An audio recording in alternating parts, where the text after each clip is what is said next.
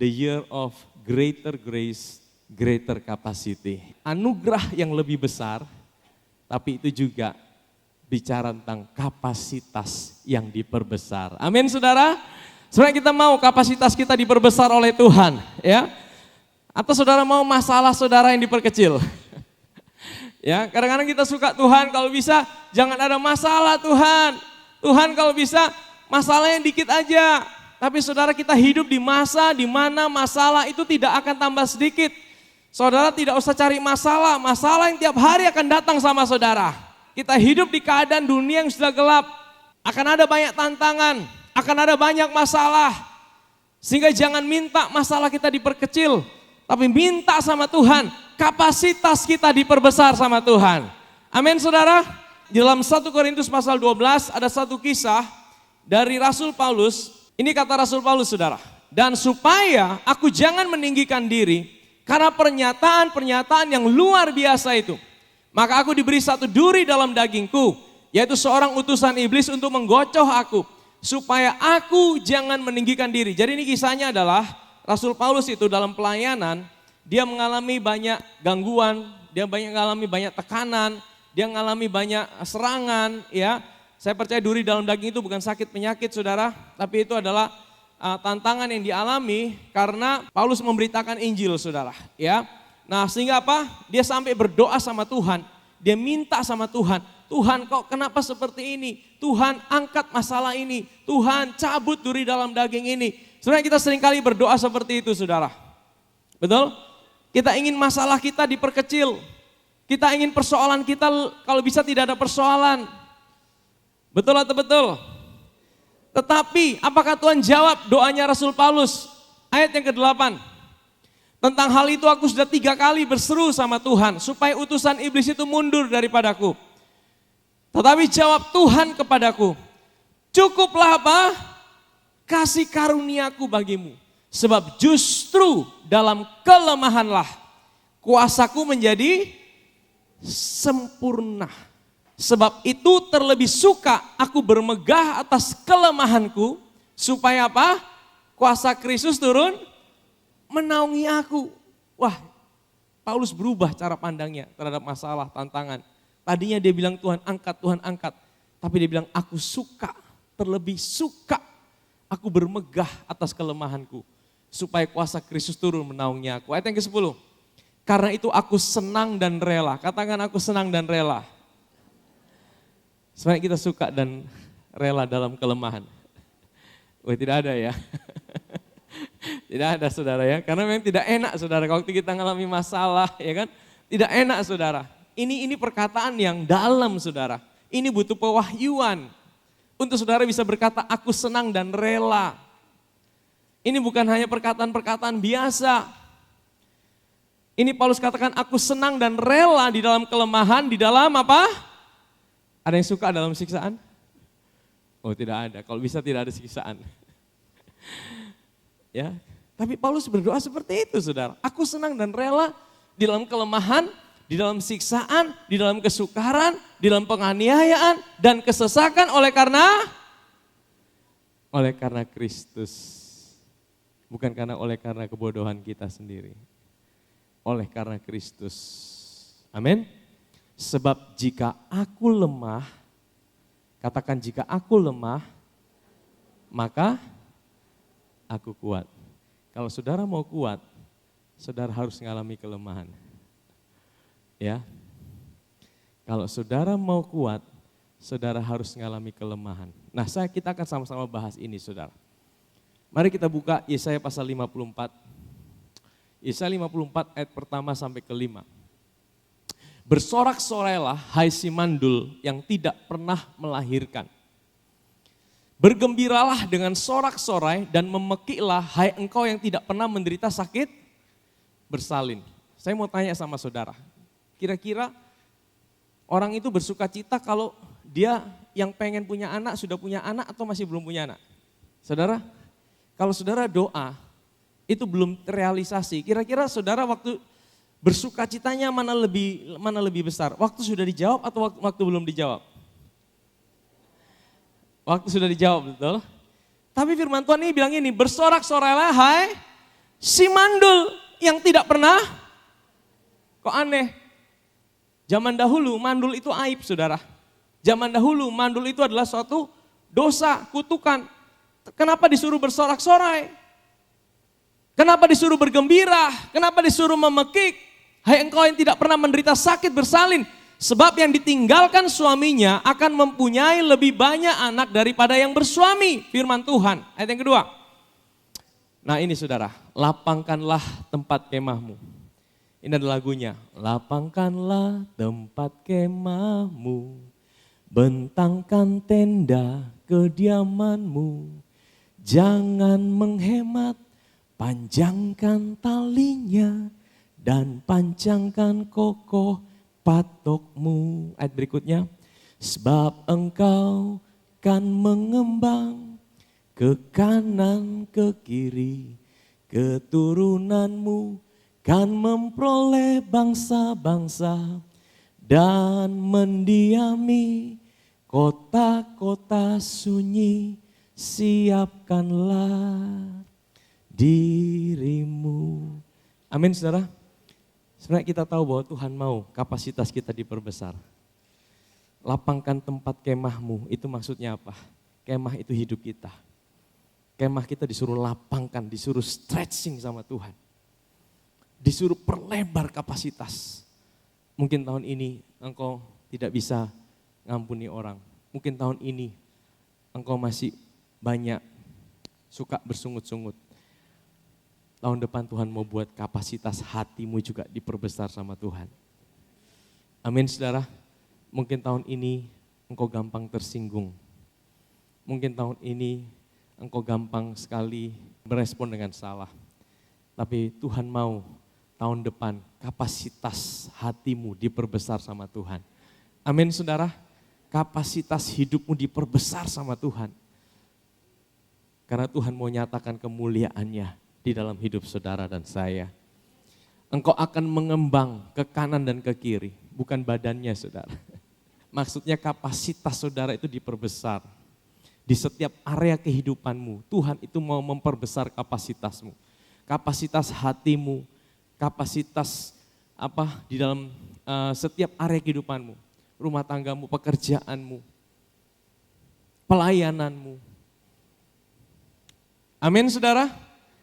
Janganlah takut sebab engkau tidak akan mendapat malu. Janganlah merasa malu sebab engkau tidak akan tersipu-sipu. Sebab engkau akan melupakan malu keremajaanmu dan tidak akan mengingat lagi aib kejandaanmu.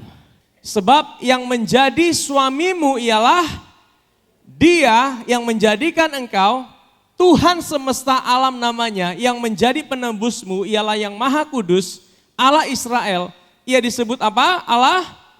Saudara, Yesaya 54 itu tadi dimulai dengan bersorak-sorailah, hai si mandul, memekiklah, mengucap syukurlah. Saudara, kenapa? Kenapa Tuhan suruh seperti itu? Kenapa saudara? Karena Yesaya 54 itu sesudah Yesaya berapa? 53. Tahukah saudara? Yesaya 53 itu adalah isinya semua tentang karya Kristus. Kalau saudara baca Yesaya 53, dia tertikam oleh karena pemberontakan kita. Mukanya tidak menyerupai manusia. Kita mengira dia kena tulah. Oleh bilur-bilurnya, setiap sakit penyakit kita sudah disembuhkan. Itu bicara tentang siapa?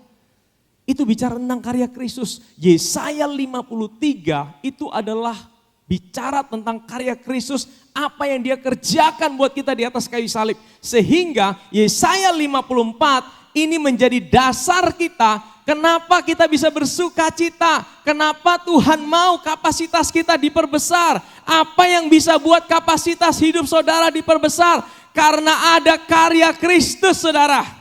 Amin saudara.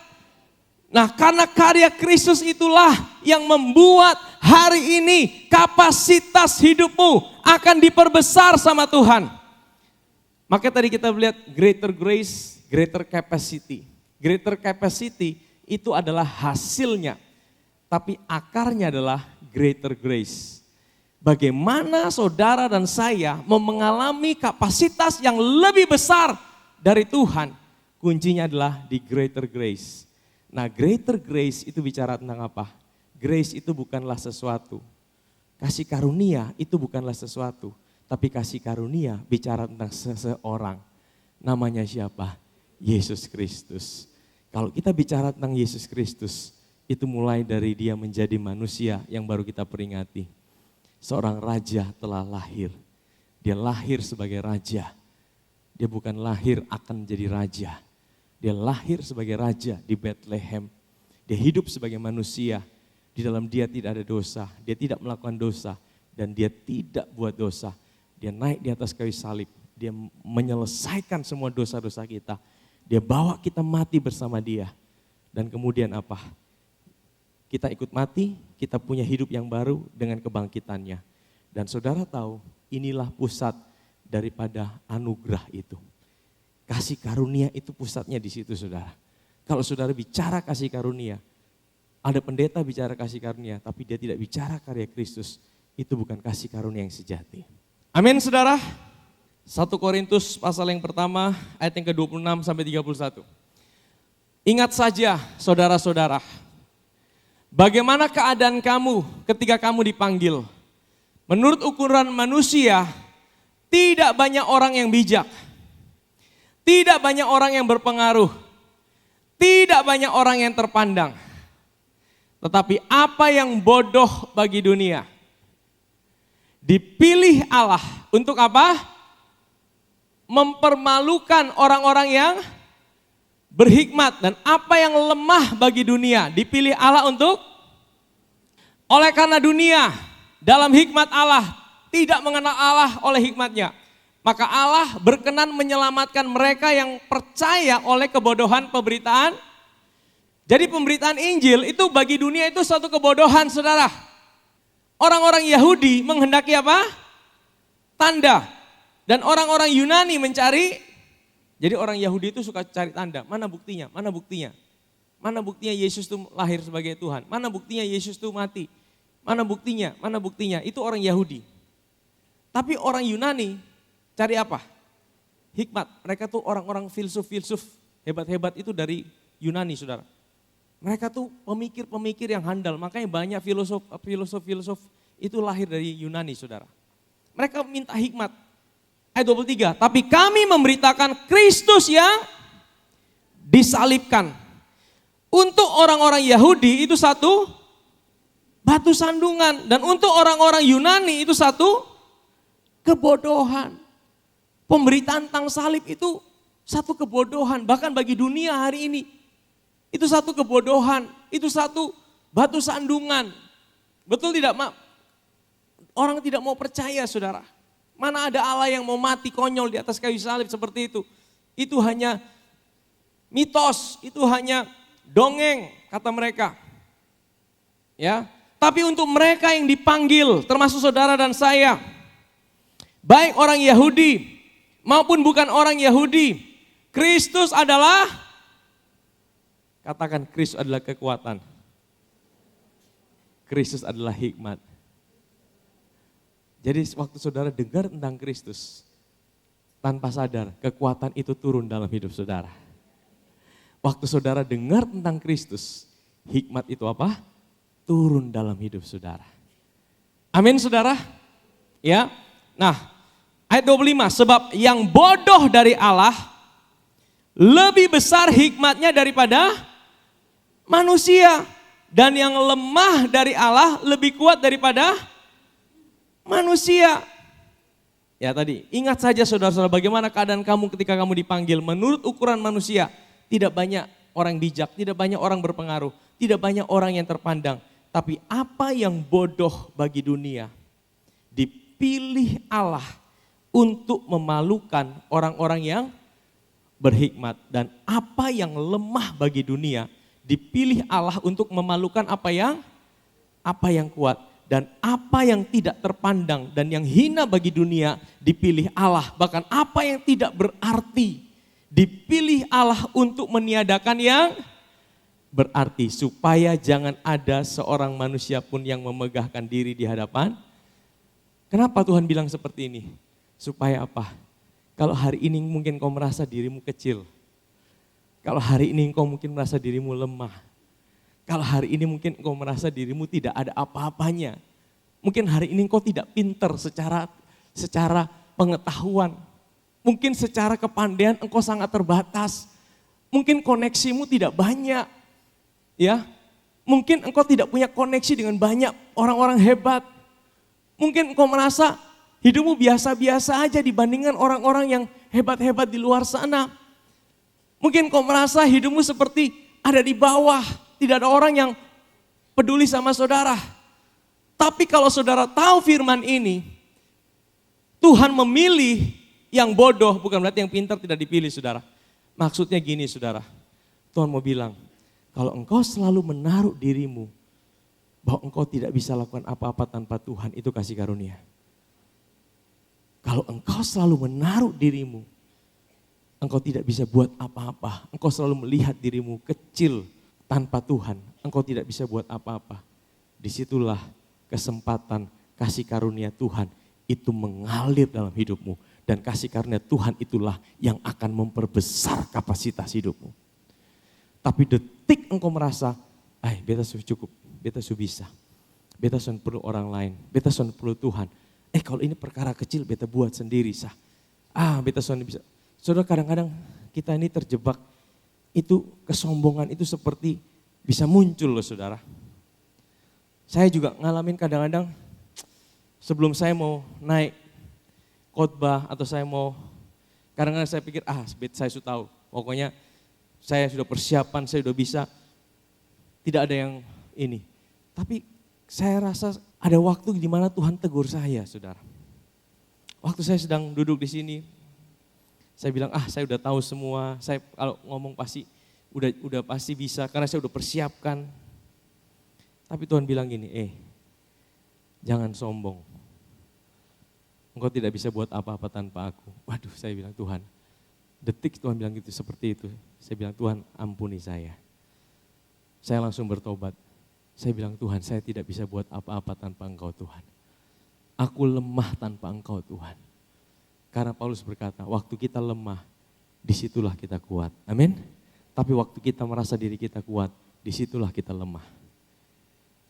Tahun ini, tahun depan saudara, jangan merasa dirimu kuat. Jangan merasa dirimu udah bisa lakukan semua. Jangan andalkan koneksi dalam hidupmu. Jangan andalkan kekayaanmu. Jangan andalkan segala sesuatu yang ada dalam hidupmu. Tuhan mau selalu bilang apa?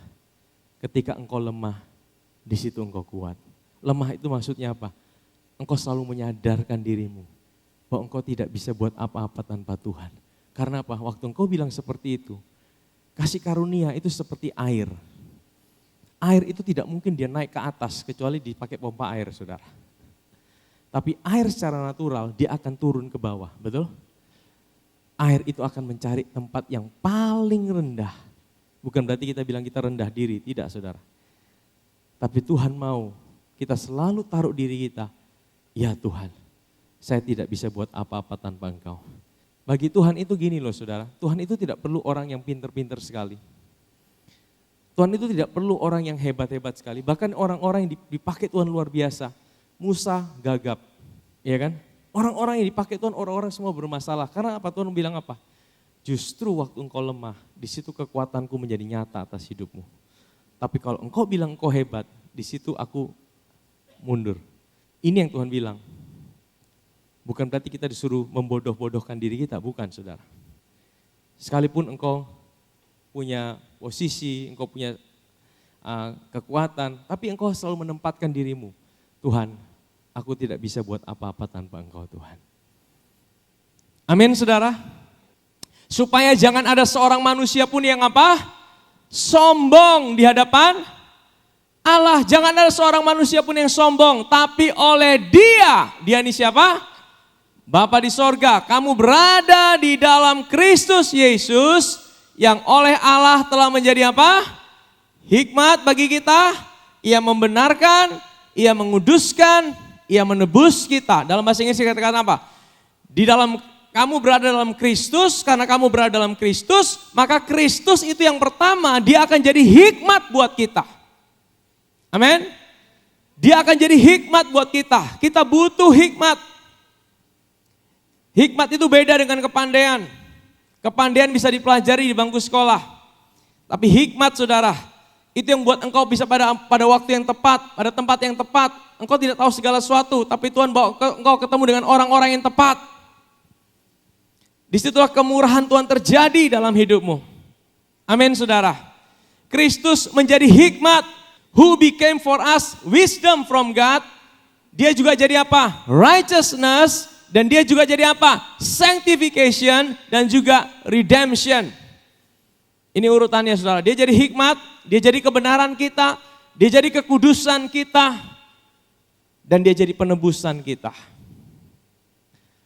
Saudara, waktu kita selalu taruh diri kita di bawah, maksudnya apa? Tuhan, aku tidak bisa buat apa-apa tanpa Engkau Tuhan. Disitulah dia bisa mengalir dalam hidup kita. Waktu dia mengalir, disitulah kapasitas hidupmu diperbesar oleh Tuhan. Amin saudara. Ada satu kisah dalam perjanjian lama, saya suka kisah ini saudara. Kisah seorang hakim yang bernama Gideon. Hakim-hakim pasal 6 ayat yang ke-11. Kemudian datanglah malaikat Tuhan dan duduk di bawah pohon tarbantin di Ofra, kepunyaan Yoas orang Abieser itu. Sedang Gideon anaknya sedang apa? Mengirik gandum dalam tempat pemerasan anggur. Ini kan aneh. Mengirik gandum di tempat, harusnya mengirik gandum di tempat pengirikan gandum. Betul? Kenapa mengirik gandum di tempat pemerasan anggur? Kenapa? Agar tersembunyi dengan kata lain Gideon sedang takut. Gideon ini ada kelemahannya tidak? Ada kelemahan tidak? Ada, kelemahannya apa? Penakut saudara. Dia takut. Sebenarnya kita yang takut masuk tahun 2025. Tantangan 2024 udah menakutkan buat kita. Tahun 2025 lebih menakutkan. Ada di tempat ini? Tidak apa-apa saudara. Ya, kita kadang-kadang kita tidak perlu merasa kuat saudara. Justru yang merasa kuat itu bahaya saudara. Justru kalau kita bilang Tuhan saya tidak kuat. Nah itu kesempatan saudara mengalami kekuatan Tuhan. Ya, jangan pernah merasa kuat. Jangan pernah kita merasa saya bisa. Karena firman Tuhan bilang apa? Kita bisa karena kita di dalam Tuhan. Kita kuat karena apa? Karena kita di dalam Tuhan. Nah, ayat yang ke-12, malaikat Tuhan menampakkan diri kepada Gideon dan berfirman kepadanya demikian, Tuhan menyertai engkau ya pahlawan yang, jadi Tuhan itu melihat Gideon sebagai pahlawan yang gagah perkasa. Itu identitas yang Tuhan kasih buat Gideon. Sama dengan kita hari ini. Kita punya identitas yang baru hari ini dalam Kristus. Engkau adalah pahlawan-pahlawan yang gagah perkasa.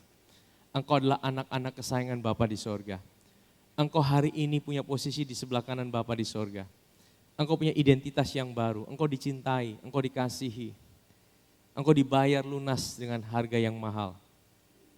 Ayat 13, jawab Gideon kepadanya, Tuanku, jika Tuhan menyertai kami, mengapa semuanya ini menimpa kami? Gideon mulai ragu saudara.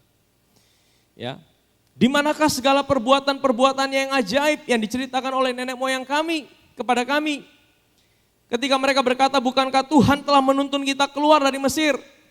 Sebenarnya kita juga sering tanya sama Tuhan seperti itu, Tuhan, mana buktinya Tuhan? Katanya Tuhan sayang sama saya. Kok 1 tahun ini saya tidak ngalamin apa-apa, doa saya sepertinya belum dijawab. Sepertinya pergumulan saya belum selesai. Mana buktinya Tuhan itu baik? Ada yang bertanya seperti itu? Ya tidak apa-apa juga, Gideon juga bertanya seperti itu saudara. Gideon bilang mana Tuhan, mana Tuhan? Ya, tetapi sekarang Tuhan buang kami. Wah dia sempat merasa Tuhan buang dia. Dan menyerahkan kami ke dalam cengkeraman orang Midian. Ayat 14, nah ini hebatnya Tuhan saudara. Kalau Tuhan panggil hidup seseorang, dia tidak akan menyerah dalam hidup orang itu. Dia tidak akan menyerah. Kalau Tuhan panggil hidupmu, engkaulah imamat yang rajani, engkau kesayanganku. Mungkin engkau menyerah dengan panggilan Tuhan. Tapi Tuhan tidak pernah menyerah atas hidup saudara dan saya. Amin. Berpalinglah Tuhan kepada yang berfirman apa? Pergilah dengan kekuatanmu ini dan selamatkanlah orang Israel dari cengkeraman orang Midian. Bukankah aku mengutus engkau? Saya mau tanya sama saudara, apa kekuatan Gideon? Saudara, kalau saudara mau lupa semua yang tadi tidak apa-apa. Saudara mesti tahu yang ini, saudara. Pergilah dengan kekuatanmu. Saya mau tanya sama saudara, kekuatan Gideon itu di mana? Kekuatan Gideon di mana? Di mana kekuatan Gideon? Kenapa Tuhan bilang pergilah dengan kekuatanmu? Ada yang berkata, wah Gideon iya, kekuatan Gideon itu hebat. Saudara tahu kekuatan Gideon di mana? Mari kita baca ayat selanjutnya. Tetapi jawab Gideon kepada Tuhan, Tuhanku, dengan apakah akan kuselamatkan orang Israel? Ketahuilah, kaumku adalah yang paling kecil di antara suku, dan aku pun seorang yang paling di antara kaum. Jadi ini Gideon bilang apa? Tuhan, aku ini dengan apa aku mau keselamatkan? Aku ini kaum yang paling kecil, udah paling kecil, aku paling muda lagi. Saudara tahu, ini kelemahan atau kekuatan? Kelemahan atau kekuatan? Di dalam kelemahan kau beri kekuatan. Justru kelemahan Gideon itu adalah kekuatan Gideon. Kelemahan Gideon itu adalah kekuatan Gideon. Kelemahannya apa? Dia bilang, aku tidak bisa apa-apa Tuhan. Aku tidak bisa buat apa-apa. Aku ini paling kecil. Tapi Tuhan bilang, justru itulah kekuatanmu. Karena engkau tidak bisa buat apa-apa. Kuasaku bisa menjadi sempurna di dalam hidupmu. Amin saudara, amin saudara. Kelemahan saudara dan saya, Tuhan bisa pakai menjadi kekuatan saudara. Wow.